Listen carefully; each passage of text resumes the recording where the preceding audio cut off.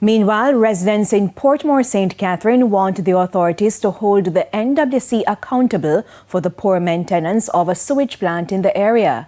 Speaking at a recent town hall meeting, Principal of Greater Portmore High, Ricardo Ross, said the stench from the Greater Portmore sewage plant was a major health hazard.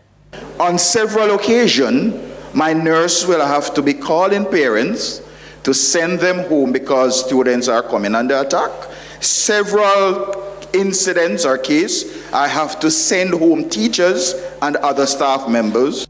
The senior medical officer for the St. Catherine Health Department argued that the issue has been an agenda item at the local interagency wastewater meeting. She wants citizens to increase pressure on the NWC to fix the problem.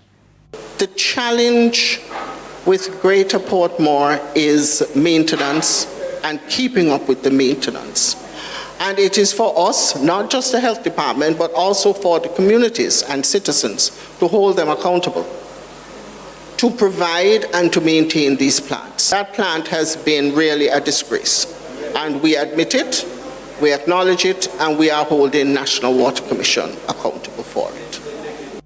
In March last year, the stench at the Greater Portmore sewage plant led to the closure of physical classes at the high school, forcing teachers and students online. The authorities say they have started to fix the issue that has been ongoing for years.